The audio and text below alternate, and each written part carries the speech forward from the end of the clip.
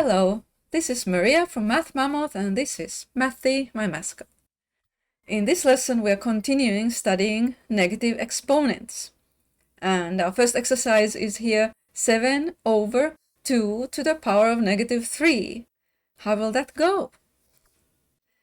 In the last lesson, we looked at negative exponents, for example, 2 to the power of -3, and we learned that that was the reciprocal of 2 to the third, okay?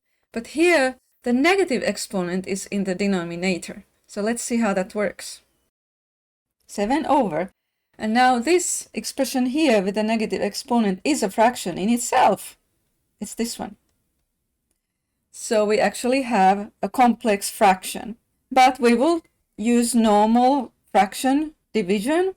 First, we will write this fraction line with the division symbol. 7 divided by that fraction, 2 cubed.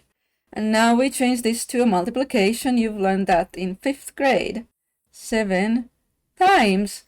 And now this gets flipped, okay? So it becomes 2 cubed over 1. 2 cubed is what? Is 8. And 7 times 8, 56. Okay. My point, though, is that this here, when the negative exponent is here in the denominator, it actually, through all of this, becomes 2 cubed in the numerator. So we could just change this to the numerator and change the negative exponent to a positive 1. All right, let's try that shortcut now. Again, in this expression, there is a negative exponent in the denominator. So, without doing all of these intermediate steps that we just did, we could just write 4x to the 5th. Simple, right? Okay, our next exercise. Think about it just for a minute. You can pause the video and see what you get.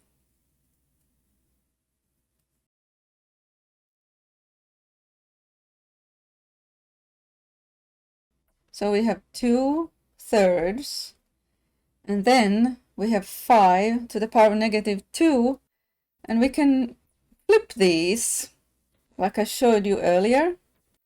If it is here, if the negative exponent is here in the numerator, we can make it positive here in the denominator, and the same with this one.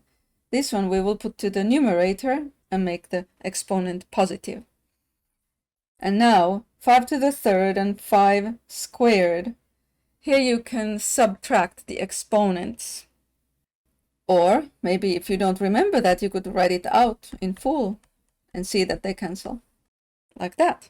Now these 5s cancel and we have 10 over 3 as the final answer. Here, our task is, with this pretty complex looking expression, our task is to rewrite it using powers, minimizing the number of exponents and of bases, and without negative exponents. Okay?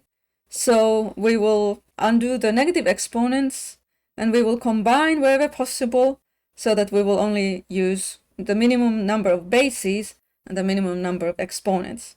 So basically we're simplifying it, or we are making it look nicer, not necessarily simplifying it to the fullest extent, but make it look nicer. Alright, so here we have this complex looking expression, and let's start out by redoing the negative exponents as positives. So that means that, this one will move up to the numerator, this one will move down to the numerator, and this one also will move, and they will all switch to positive exponents. So we get 3 here, and that will move, this will move up, so 5 to the 5th, and this will move up, 8 squared, and then the 5 squared stays where it was, and here 16 stays, and this one moves down, so 8 cubed. Okay, and now what can we do?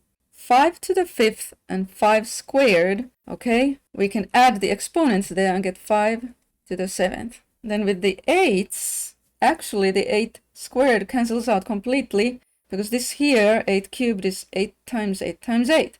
So this leaves just 8 here. And then we have 16 times 8. Then we'll go over here.